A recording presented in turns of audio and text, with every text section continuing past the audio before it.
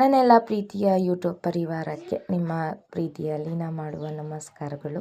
ಹೇಗಿದ್ದೀರಾ? ಎಲ್ಲರೂ ಚೆನ್ನಾಗಿದ್ದೀರಾ ಅಂದ್ಕೊಳ್ತೇನೆ. ಬನ್ನಿ ಹಾಗಾದರೆ ಇವತ್ತಿನ ವ್ಲಾಗ್ ವಿಡಿಯೋನ ಶುರು ಮಾಡೋಣ. ಹಾಗೆ ಈ ವ್ಲಾಗ್ ವಿಡಿಯೋನ ಕೊನೆ ತನಕ ನೋಡಿ ಇಷ್ಟ ಆಯಿತು ಅಂತೇಳಿದೆ ಮರಿದಲೇ ತಪ್ಪದೆ ಚಾನಲ್ನ ಸಬ್ಸ್ಕ್ರೈಬ್ ಮಾಡಿಕೊಂಡು ಸಪೋರ್ಟ್ ಮಾಡಿ. ಇವತ್ತು ಬೆಳಗ್ಗಿನ ಕೆಲಸದ ಜೊತೆಗೆ ರಾತ್ರಿಯ ಕೆಲಸ ತನಕನೂ ನಿಮ್ಮ ಜೊತೆ ಎಲ್ಲವನ್ನು ವ್ಲಾಗ್ ವಿಡಿಯೋದಲ್ಲಿ ಹಂಚಿಕೊಳ್ತಾ ಇದ್ದೀನಿ. ಇವತ್ತಿನ ನಮ್ಮ ಊರಿನ ವಾತಾವರಣ ತುಂಬಾ ಚಳಿ ಮೋಡ ಇತ್ತು. ನನ್ನ ಮಕ್ಕಳು ಬೆಳಗ್ಗೆ ಬೇಗನೆ ಎದ್ಬಿಟ್ಟಿದ್ದಾರೆ. ಇವತ್ತು ಯಾಕೋ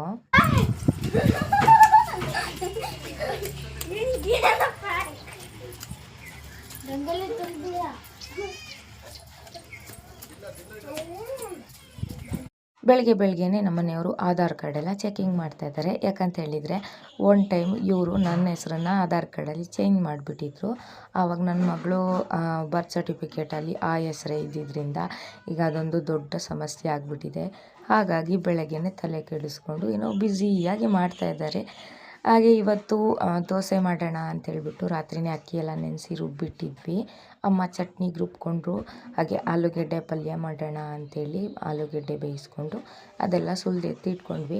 ನನ್ನ ಮಗಳು ಚಟ್ನಿಗೆ ನಾನು ಒಗ್ಗರಣೆ ಹಾಕ್ತೀನಿ, ಇವತ್ತು ನಾನು ಮಾಡ್ತೀನಿ ಅಂತ ಓಡಿ ಬಂದು ನೋಡಿ ಬಿಟ್ಟರೆ ಎದ್ರುಕೊಂಡು ಸಾಸಿವೆ ಜೀರಿಗೆನ ಸಿಡಿಸ್ತಾ ಇದ್ದಾಳೆ. ಮೂಲೆಗೆ ಹೋಗಿ ನಿಂತ್ಕೊಬಿಟ್ಟಿದ್ದಾಳೆ ಎದ್ರುಕೊಂಡು. ನಾವು ಹೀಗೇ ಮೊದಲು ಅಡುಗೆ ಕಲಿಬೇಕಾದ್ರೆ ಇದೇ ಥರ ಎದ್ರುಕೊಂಡು ಒಂದು ಟೈಮ್ನಲ್ಲಿ ಅಡುಗೆ ಮಾಡಿದ್ದು ಜ್ಞಾನ ಬಂದ್ಬಿಡ್ತು. ಹಾಗೆ ಅವಳು ಚಟ್ನಿನ ಕೂಡ ಮಾಡಿಕೊಂಡ್ಳು. ಉಪ್ಪು ಎಲ್ಲ ಟೇಸ್ಟ್ ಮಾಡಿದ್ಲೆಲ್ಲ ಕರೆಕ್ಟ್ ಇದೆ ಅಂಥೇಳಿ ಅದನ್ನು ನೋಡಿ ಮಗಳು ಮಾತ್ರ ಚಟ್ನಿ ಮಾಡಿದರೆ ಹೇಗೆ, ನಾನು ದೋಸೆ ಮಾಡ್ತೀನಿ ಅಂತ ನಮ್ಮ ಮನೆಯವರು ಓಡಿ ಬಂದರು ನಾನು ಮಾಡ್ತೀನಿ ಅಂತ. ಆಹಾ ಏನು ಚಂದ ದೋಸೆ ಬರ್ತೈತೆ. ವಾ ಅಲ್ಲಿ ನೋಡಿ ಅಲ್ಲಿ ದೋಸೆನಾ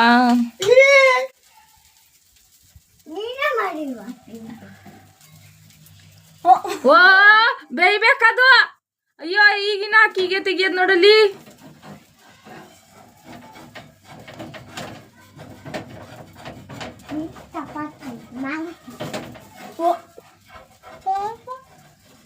ಅಯ್ಯೋ ದೇವ್ರೇ, ನನ್ನ ದೋಸೆ ಹೋಯ್ತು.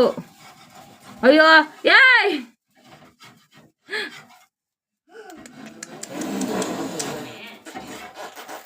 ಅಲ್ಲಿ ನೋಡಲಿ.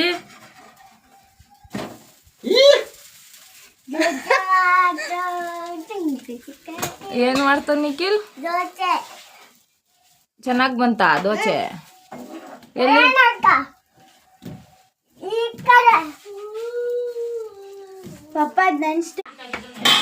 ಅಪ್ಪ ನೀನು ಈ ಕಡೆ ಬಾ, ನಾನು ಮಾಡ್ಕೊತೀನಿ. ಅವ್ರು ದೋಸೆ ಮಾಡೋ ಸ್ಟೈಲ್ ನೋಡಿಬಿಟ್ಟು ಇವತ್ತಿಗೆ ದೋಸೆ ಆಗಲ್ಲ, ಹೋಗಿ ಆ ಕಡೆ ನಾನೇ ಮಾಡ್ಕೊಳ್ತೀನಿ ಅಂತೇಳಿ ಬಿಸಿ ದೋಸೆ ಎಲ್ಲ ರೆಡಿ ಮಾಡಿಕೊಂಡೆ.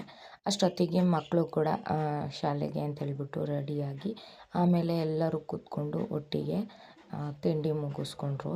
ಮತ್ತು ನಮ್ಮ ಮನೆಯವರು ತಿಂಡಿ ಎಲ್ಲ ಮುಗಿಸ್ಕೊಂಡು ಕೆಲಸಕ್ಕೆ ಅಂತ ಓಡೋಗೋಕ್ಕಿದ್ರು. ನಾನು ಹೋಗೋರನ್ನ ನಿಲ್ಲಿಸ್ದೆ. ಅಲ್ಲ ಜ್ಞಾನ ಇಲ್ವಾ ಸಂಘಕ್ಕೆ ದುಡ್ಡು ಕಟ್ಟಬೇಕು, ಕೊಡ್ದಲ್ಲೇ ಹೋಗ್ಬಿಟ್ರೆ ಮತ್ತೆ ನನಗೆ ಗೋಳಾಗುತ್ತೆ ಅಂದಾಗ ಅಯ್ಯೋ ಇತ್ತು ಜೋಬಲ್ಲೇ ಮರ್ತೋಗ್ಬಿಡ್ತು, ತಗೋ ಅಂತೇಳ್ಬಿಟ್ಟು ಕೊಟ್ಟರು. ನಾವು 2 ಸಂಘದಲ್ಲಿ ಲೋನ್ ತೆಗೆದಿರೋದ್ರಿಂದ 2 ಭಾಗವಾಗಿ ದುಡ್ಡನ್ನು ಮಾಡಿದ್ವಿ. ಒಂದು ಬೇರೆ ಸಂಘಕ್ಕೆ, ಒಂದು ಇನ್ನೊಂದು ಸಂಘಕ್ಕೆ ಅಂತೇಳಿ. ಅಮ್ಮ ಬೆಳಗ್ಗೆನೇ ಕಟ್ಟಕ್ಕೆ ಹೋಗ್ತಿದ್ರಲ್ವ, ಹಾಗಾಗಿ ಅವರಿಗೆ ನಾನು ಸಂಘದ ದುಡ್ಡು ಕೊಟ್ಟೆ. ಅವರು ಕೂಡ ಸಂಘದಕ್ಕೆ ದುಡ್ಡು ಕಟ್ಟೋಕ್ಕೆ ಹೋದರು. ಆಮೇಲೆ ನಮ್ಮ ಮನೆಯವರಿಗೆ ಬಾಕ್ಸಿಗೆ ಕೂಡ ದೋಸೆನೇ ಹಾಕಿದ್ದೆ. ಯಾಕಂದರೆ ಬೆಳಗ್ಗೆನೇ 2 ಐಟಮ್ ಮಾಡೋಕ್ಕಾಗೋದಿಲ್ಲ, ಮಾಡಿದ್ರೂ ವೇಸ್ಟ್ ಆಗಿಬಿಡುತ್ತೆ. ನಾನು ನನ್ನ ಮಗ ಇಬ್ಬರೇ ಇರ್ತೀವಲ್ಲ ಮನೆಯಲ್ಲಿ, ಹಾಗಾಗಿ ದೋಸೆನೇ ಬಾಕ್ಸಿಗೆ ಹಾಕ್ಕೊಟ್ಟೆ. ಕೆಲಸಕ್ಕೆ ಹೊರಡ್ತಾಯಿದ್ರು. ಅಮ್ಮ ಬಟ್ಟೆಗಳೆಲ್ಲ ಅವ್ರ ಬೈಕ್ ಮೇಲೆ ಹಾಕ್ಬಿಟ್ಟಿದ್ದಾರೆ. ನೋಡ್ಬಿಟ್ಟು ನನ್ನ ಬೈಕ್ ಏನು ಗುಜರಿ ಅಂತ ತಿಳ್ಕೊಂಡಿದ್ದೀರಾ ಅಂತೇಳಿ ಬಟ್ಟೆ ಒಣಗಾಕಿದ್ದು ಅದೇ ಬಟ್ಟೆಯಲ್ಲಿ ಗಾಡಿನ ಒರೆಸ್ಕೊಂಡು ಬೈದಾಡ್ಕೊಂಡು ಕೆಲ್ಸಕ್ಕೆ ಹೋದರು. ಗಾಡಿ ಅಂದರೆ ಅದೇನು ಜೀವನೋ ಏನೋ ಗೊತ್ತಿಲ್ಲ, ಒಂಚೂರು ಏನಾದರೂ ಆದ್ರೂ ನಮಗೆ ಬೈಗಳ ಗ್ಯಾರಂಟಿ. ಆಮೇಲೆ ಅಮ್ಮ ಸಂಘಕ್ಕೆ ಹೋಗಿ ದುಡ್ಡು ಕಟ್ಟಿ ಉಳ್ದಿದ್ದ ಚಿಲ್ಲರೆನ ತೊಗೊಬಂದು ಕೊಟ್ಟರು. ಹಾಗೆ ಯಾವಾಗಲೇ ಆಗಲಿ ಅಂಗಡಿಗೆ ಎಲ್ಲೇ ಹೋಗಲಿ ನನ್ನ ಮಗ ರೆಡಿಯಾಗಿರ್ತಾನೆ, ಏನಾರ ತಂದ ಅಜ್ಜಿ ಏನಾರ ತಂದ ಅಂದ್ಕೊಂಡು. ಹಾಗಾಗಿ ಅವನಿಗೆ ಲಾಲಿಪಾಪು, ಹಣ್ಣುಗಳು, ಚಾಕ್ಲೇಟು, ಬಿಸ್ಕೆಟು ಏನಾದರೂ ತೊಗೊಂಡು ಬರ್ತಾನೆ ಇರ್ತಾರೆ. ಇವತ್ತು ಸಂಘಕ್ಕೆ ಹೋಗಿ ಬರ್ಬೇಕಾದ್ರೆ ಮೊಮ್ಮಗ ಹಂಗೆ ಅಂತ ಹೇಳ್ಬಿಟ್ಟು ಲಾಲಿಪಾಪ್ ತೊಗೊಬಂದು ಕೊಟ್ಟಿದ್ದಾರೆ. ಮತ್ತು ಎಲ್ಲರೂ ಜಾಗ ಖಾಲಿ ಮಾಡಿದ್ರಲ್ವ, ಹಾಗಾಗಿ ಮನೆ ಒಂಚೂರು ಕ್ಲೀನ್ ಮಾಡ್ಕೊಬಿಡೋಣ.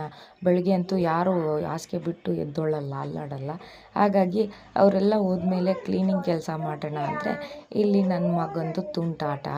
ಹಾಕೋಕ್ಕೆ ಬಿಡಲ್ಲ ಅಂದ್ಕೊಂಡು ಹೆಂಗೆ ಆಟ ಆಡ್ತಾನೆ ನೋಡಿ.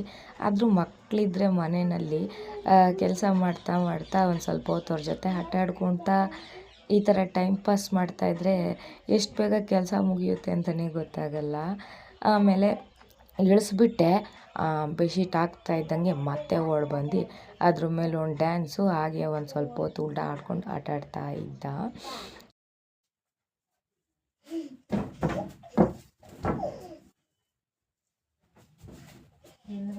ಸಂಸಾರದಲ್ಲಿ ಚಿಕ್ಕ ಪುಟ್ಟ ಜಗಳ, ಪ್ರೀತಿ, ಅಷ್ಟೇ ಕಾಳಜಿ, ಒಬ್ರ ಮೇಲೆ ಒಬ್ಬರು ಇಟ್ಟಿರೋ ಅಂಥ ನಂಬಿಕೆ, ಹಾಗೆ ಚಿಕ್ಕ ಪುಟ್ಟ ವಿಷಯಕ್ಕೂ ದೊಡ್ಡ ಸಂತೋಷ. ಏನಾದರೂ ಸಮಸ್ಯೆ ಬಂತು ಅಂತ ಹೇಳಿದರೆ ಎಲ್ಲರೂ ಒಗ್ಗಟ್ಟಾಗಿ ಅದನ್ನು ಪರಿಹಾರ ಮಾಡ್ತಾರೆ. ಇವೆಲ್ಲ ಜೀವನದಲ್ಲಿಲ್ಲ ಅಂದರೆ ಆ ಜೀವನ ಒಂಥರ ಶೂನ್ಯ ಅನಿಸುತ್ತೆ ಅಲ್ವಾ?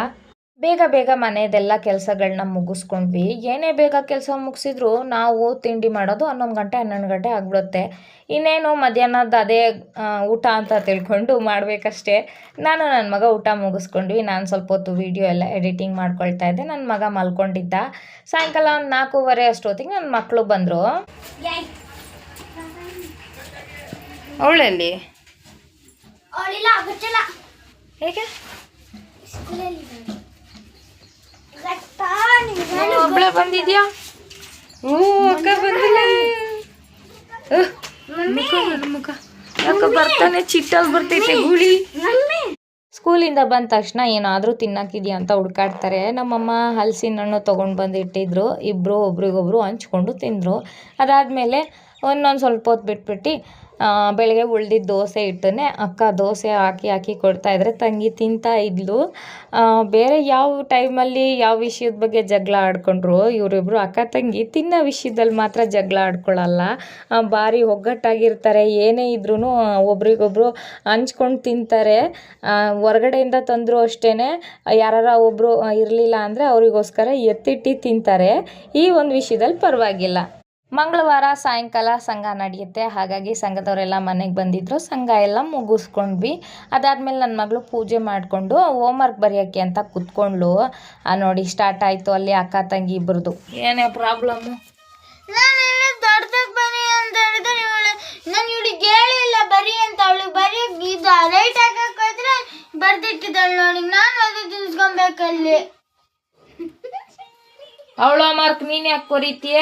ಅವಳೇ ಹೇಳಿದ್ ಬರೆಯಕ್ಕೆ, ನಾನು ಬರೆಯಕ್ಕೆ ಹೇಳಿಲ್ಲ. ನೀನು ಬರೆಯಕ್ಕೆ ಹೇಳಿದ್ದು. ಪಪ್ಪ ನಾನು ಬೇಕಾದ್ರೆ ಕೇಳ್ಕೊಂಡು, ನಾನು ನಿಂಗೆ ಯಾವತ್ತೂ ಬರೆಯಕ್ಕೆ ಹೇಳಿಲ್ಲ. ಪಪ್ಪ ಹೇಳು ಪಪ್ಪ, ಸಾಕ್ಷಿ ಬರೆಯಕ್ಕೆ ಹೇಳಿದಾರೆ ಇಲ್ಲದೇನೆ. ಮತ್ತೆ ಯಾಕೆ ಬರ್ತೆ ನೀನು? ಯಾಕೆ ಬರ್ತೆ? ನಿನ್ ಬುಕ್ ನೀವು ಬಡಿಬೇಕು ಅದೇನೆ. ಅವ್ರ ಬುಕ್ಲ ಅವ್ರು ಬಡಿಬೇಕು. ನಿಮಗೂ ಕೊಟ್ಟಿಲ್ವಾ? ನೀನು ಕೊಟ್ಟಿದ್ದಕ್ಕಿಲ್ವಾ? ನಿಂದು ನೀನು ನೋಡ್ಬೇಕು, ಅವ್ರದ್ದು ಅವ್ರು ನೋಡ್ಬೇಕು ಅದನ್ನೇ. ಮತ್ತೆ ಏನಕ್ಕೆ ಅವ್ರಿಗೆ ಹೋಗ್ತೇನೆ ನೀನು? ನೀ ಏನು ಬಡಿತಾ ಇದೀಯ? ಕಾಪಿ ರೈಟಿಂಗ್ ಹಿಂಗೆ ಇದು ಕಾಪಿ ರೈಟಿಂಗು. ಎಂಡ್ರೈಡ್ ಅದು ಚೆನ್ನಾಗಿ ಬರ್ತಾ ಇಲ್ಲ ನಿಂದು. ಇಲ್ಲೇ ಗಿಜಿ ಬಿಜಿ ಮಾಡ್ತಾ ಇದೀಯಪ್ಪ. ಇದು ಏನಿದು? ಇದೇನು ಗಿಜಿ ಬಿಜಿ ಹಂಗೆ ಯಾವನ್ ಬರೀತಾರೆ? ಅಪ್ಪ ಮಕ್ಕಳು ಹೆಂಗಾರ ಹೋಗಲಿ, ನಾನು ಬಿಸಿ ದೋಸೆ ನನ್ನ ಮೊಮ್ಮಗನಿಗೆ ಹುಯ್ಕೊಡ್ತೀನಿ ಅಂತ ಅಮ್ಮ ಬಿಸಿ ದೋಸೆ ಹುಯ್ಕೊಡ್ತಾಯಿದ್ರು. ಅಷ್ಟೊತ್ತಿಗೆ ನಮ್ಮ ಮನೆಯವರು ನಂದು ಬಾಕ್ಸಲ್ಲಿ ಊಟ ಇದೆ ನೋಡು ಅಂದ ತಕ್ಷಣ ನನ್ನ ಮಗ ಓಡೋಗ್ಬಿಟ್ಟ ನೋಡೋಕ್ಕೆ. ಅಲ್ಲಿ ಊಟ ಐತೆ ಬಾಕ್ಸ್ ಒಳಗೆ. ಬಾಕ್ಸಿಗೆ ಎಕ್ಸ್ಟ್ರಾ ದೋಸೆಗಳು ಹಾಕಿದ್ರಿಂದ ನಮ್ಮ ಮನೆಯವರು 1-2 ದೋಸೆ ತಿಂದ್ಬಿಟ್ಟು ಉಳ್ದಿದ್ದ ದೋಸೆ ಎಲ್ಲ ಹಂಗೆ ತಂದ್ಬಿಟ್ಟಿದ್ದಾರೆ ವಾಪಸ್ಸು. ಬಿಚ್ಕೊಡಪ್ಪ.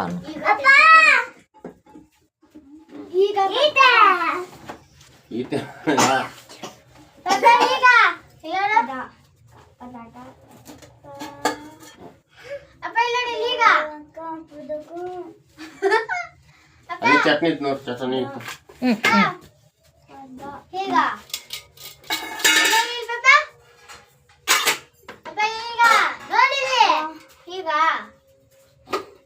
ಬರೀ ನಿಮ್ಮ ಮನ್ಸಿಗೆ ನೋಡಿ ಆಯ್ತಾ. ಅಲ್ಲಿ ಚಟ್ನಿ ತಗೋ.